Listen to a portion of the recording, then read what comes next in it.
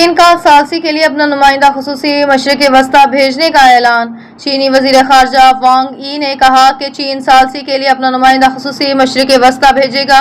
चीनी वज़ीर ख़ारजा वांग यी ने सऊदी और अमारती वज़ीर ख़ारजा से टेलीफोन पर गुफ्तगू की। इस मौके पर इन्होंने कहा कि सऊदी अरब के तहम्मुल और इख्तलाफात पुरअमन तरीकों से हल करने के मौक़िफ़ को सराहते हैं। चीनी वज़ीर ख़ारजा का कहना था कि तनाज़ात में शहरियों के तहफ़्फ़ुज़ की सुर्ख लकीर को अबूर नहीं किया जाना चाहिए और न ही तवानाई और गैर अस्करी अहदाफ पर हमले करने चाहिए।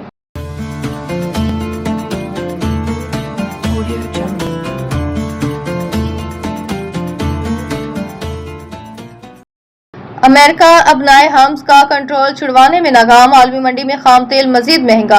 अबनाए हम्स के मामले पर कशीदगी बरकरार रहने के बाद आलमी मंडी में खाम तेल की कीमतों में मजीद इजाफा देखने में आया। मीडिया रिपोर्ट्स के मुताबिक अमेरिका का हाल अबनाए हम्स का कंट्रोल ईरान से छुड़वाने में कामयाब नहीं हो सका, जिसके बाद आलमी तवानाई मंडी में बेयकीनी की सूरत हाल बरकरार है। सिंगापुर में होने वाली ट्रेडिंग के दौरान बरनेट खाम तेल की कीमत में तकरीबन 2% इजाफा रिकॉर्ड किया गया, जिसके बाद ये $84 फी बैरल की सतह पर पहुंच गया है। इस तरह वेस्ट टेक्सास इंटरमीडिएट WTI खाम तेल भी महंगा हो गया और इसकी कीमत बढ़कर $70 फी बैरल तक पहुंच गई है।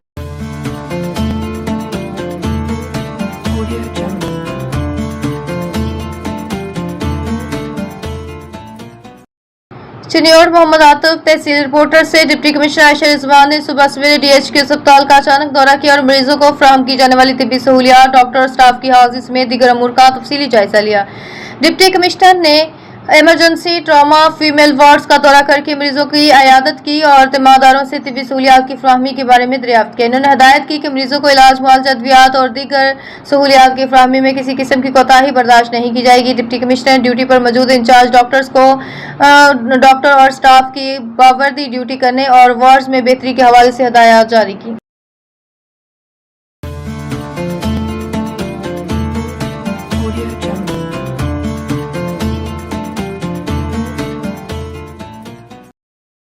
नायब वज़ीर-ए-आज़म इसहाक डार ने कहा कि 35,000 पाकिस्तानी इस वक्त भी ईरान में मौजूद हैं, जिन्हें वापस लाने के लिए इक़दाम किए जा रहे हैं।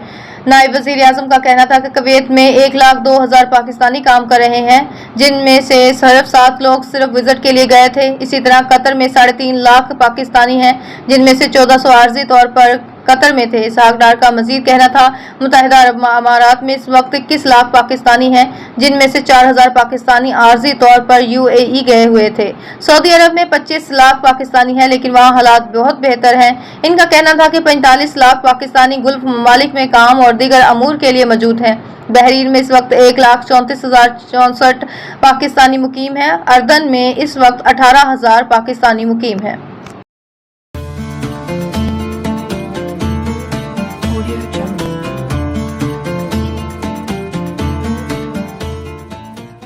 रूसी सदर प्यूटन का यूरोपीय यूनियन की मंडियों को गैस की फराहमी रोकने का अंदिया। रूसी सदर प्यूटन ने यूरोपीय यूनियन की मंडियों को गैस की फराहमी रोकने का अंदिया दे दिया, जिसके बाद यूरोपीय गैस की कीमतों में तकरीबन 50% इजाफा हो गया। इब्तदाई तौर पर लोग इसे कतर वगैरह की तरफ से पैदावार रोकने से भी जोड़ते रहे।